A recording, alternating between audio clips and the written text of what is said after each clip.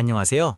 지금부터 승강기 기능사 해설 강의를 시작하겠습니다. 첫 번째 문제는 엘리베이터 구동 방식 중 트랙션 방식에 관한 문제로 관상기 방식이 어떤 원리로 칼을 이동시키는지 알아야 하는 문제입니다. 엘리베이터 구동 방식 중 트랙션 방식에 대한 설명으로 옳은 것은 무엇일까요? 정답은 2번. 관상기의 구동력을 와이어로프로 전달하여 칼을 이동시킨다입니다. 트랙션 방식은 전동기의 회전력을 감속기를 통해 쉬브, 즉 관상도르래에 전달하고 이 도르래에 걸린 와이어로프 양 끝에 카와 균형추를 연결하여 칼을 위아래로 이동시키는 방식입니다. 로프와 쉬브 사이의 마찰력을 이용하기 때문에 트랙션 방식이라고 부릅니다. 1번의 유압 실린더 방식은 유압식 엘리베이터의 원리이고 3번의 스크류 회전 방식은 스크류 구동 엘리베이터의 방식입니다. 4번처럼 체인을 이용하는 방식도 있지만 일반적인 트랙션 방식의 특징은 아닙니다. 두 번째 문제는 주행 안내 레일 설치 방법에 관한 문제로 레일이 어떻게 승강로에 고정되는지 알아야 하는 문제입니다. 주행 안내 레일 설치에 관한 설명으로 옳은 것은 무엇일까요? 정답은 3번. 레일은 브레킷을 이용하여 승강로 벽에 고정한다입니다. 주행 안내 레일은 카와 균형추의 수직 이동을 정확하게 안내하는 구조물입니다. 레일을 승강로 벽에 직접 부착하면 건물 구조 변형이나 진동이 레일에 그대로 전달될 수 있어 위험합니다. 따라서 레일 브레킷을 사용하여 일정한 간격으로 승강로 벽에 고정하는 방식을 씁니다. 1번처럼 카 하부에만 설치하지 않고 승강로 전체 구간에 설치하며 4번처럼 수평이 아닌 수직으로 설치하는 것이 핵심입니다. 레일과 브레킷의 역할 관계를 명확히 이해해 두세요. 세 번째 문제는 엘리베이터 기계실에서 점검해야 할 부품에 관한 문제로 기계실 점검 항목과 다른 위치에서 점검하는 항목을 구분해야 하는 문제입니다. 엘리베이터 기계실에서 점검해야 할 기계 부품이 아닌 것은 무엇일까요? 정답은 3번 카 도어 인터록 장치입니다. 카 도어 인터록 장치는 카 도어에 부착되어 도어가 완전히 닫혔을 때만 잠금 상태가 유지되도록 하는 안전장치로 카 내부에 설치되어 있습니다. 기계실에서 점검하는 부품이 아닙니다. 권상기는 카를 구동하는 핵심 기계 장치이고 제어반은 모든 전기 제어를 담당하며 조속기는 과속 시 안전장치를 작동시키는 장치로 모두 기계실에 위치합니다. 설치 위치에 따라 점검 장소가 달라지므로 각 부품의 위치를 정확히 파악해두는 것이 중요합니다. 안녕하세요. 지금부터 승강기 기능사 해설 강의를 시작하겠습니다. 첫 번째 문제는 엘리베이터 전기 부품 중 과부하 보호장치의 역할에 관한 문제로 과부하 보호장치가 어떤 기능을 수행하는지 알아야 하는 문제입니다.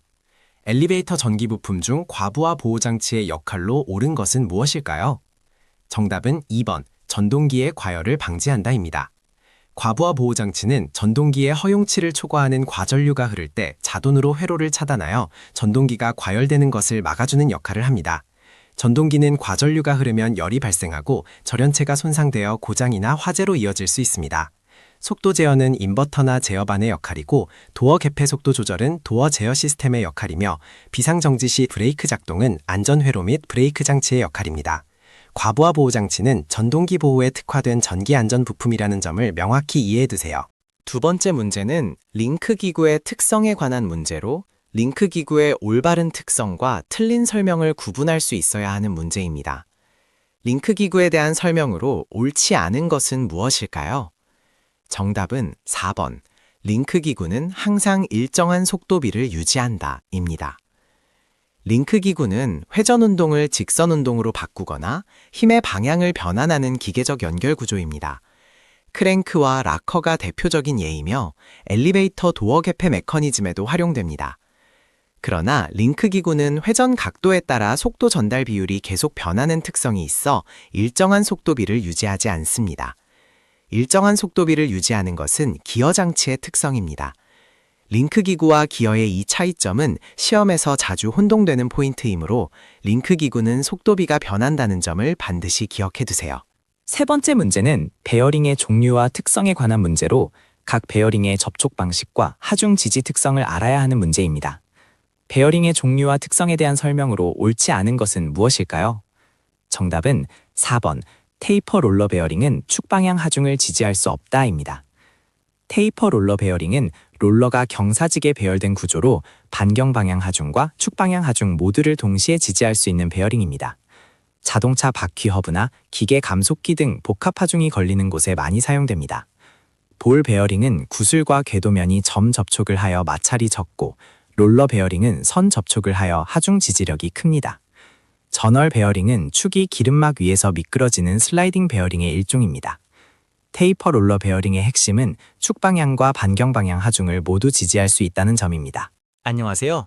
지금부터 승강기 기능사 해설 강의를 시작하겠습니다. 첫 번째 문제는 에스컬레이터 트러스 조립 시 가장 중요한 작업에 관한 문제로 트러스 조립에서 핵심적으로 확인해야 하는 항목을 알아야 하는 문제입니다. 에스컬레이터 트러스 조립 시 가장 중요한 작업은 무엇일까요? 정답은 1번, 레일의 수평 및 평행 상태 확인입니다. 에스컬레이터 트러스 조립에서 레일의 수평과 평행은 가장 핵심적인 확인 항목입니다. 레일은 디딤판이 이동하는 경로를 결정하는 구조물로 수평과 평행이 정확하게 맞아야 디딤판이 균일하게 움직이고 체인과 구동 부품에 균등한 하중이 걸립니다. 정렬이 틀어지면 소음, 진동, 특정 부품에 조기 마모가 발생하고 심한 경우 구조물에 균열이 생길 수 있습니다. 트러스 도색 작업, 외관 검사, 제조사 확인은 조립 품질과 직접적인 관련이 없는 항목들입니다. 레일 정렬이 에스컬레이터 안전운행의 기초임을 기억해두세요. 두 번째 문제는 에스컬레이터 손잡이 설치 시 확인해야 할 사항에 관한 문제로 기술적 확인 항목과 비기술적 항목을 구분해야 하는 문제입니다. 에스컬레이터 손잡이 설치 시 확인해야 할 사항이 아닌 것은 무엇일까요? 정답은 4번, 손잡이의 브랜드 인지도입니다. 브랜드 인지도는 제품 선택 시 참고할 수 있는 마케팅적 지표이지 설치 후 기술적으로 확인해야 하는 항목이 아닙니다. 손잡이 설치 시 확인해야 하는 항목은 손잡이의 장력, 손잡이와 디딤판의 속도 동기화, 손잡이 가이드의 정렬 상태입니다. 장력이 적절해야 손잡이가 이탈하지 않고 속도 동기화가 되어야 승객이 손잡이를 잡았을 때 밀리지 않으며 가이드 정렬이 맞아야 손잡이가 원활하게 순환합니다. 이 세 가지는 모두 손잡이의 안전 기능과 직결되는 기술적 확인 항목들입니다. 세 번째 문제는 에스컬레이터 체인 설치 시 확인해야 할 사항에 관한 문제로 기능적 설치 확인 항목과 그렇지 않은 항목을 구분해야 하는 문제입니다. 에스컬레이터 체인 설치 시 확인해야 할 사항으로 가장 적절하지 않은 것은 무엇일까요? 정답은 4번, 체인의 제조 국가입니다. 체인의 제조 국가는 품질과 간접적으로 관련될 수 있으나 설치 완료 후 기술적으로 확인해야 하는 필수 항목이 아닙니다. 체인 설치 시에는 장력이 규정 범위 내에 있는지, 윤활 상태가 적절한지, 그리고 사용하려는 체인의 규격이 에스컬레이터 설계 사양과 일치하는지를 확인해야 합니다. 잘못된 규격의 체인을 사용하면 스프로킷과 맞물리지 않거나 하중을 견디지 못해 파손될 수 있습니다. 제조 국가보다 장력, 윤활, 규격, 이 세 가지가 체인 설치의 핵심 확인 항목입니다.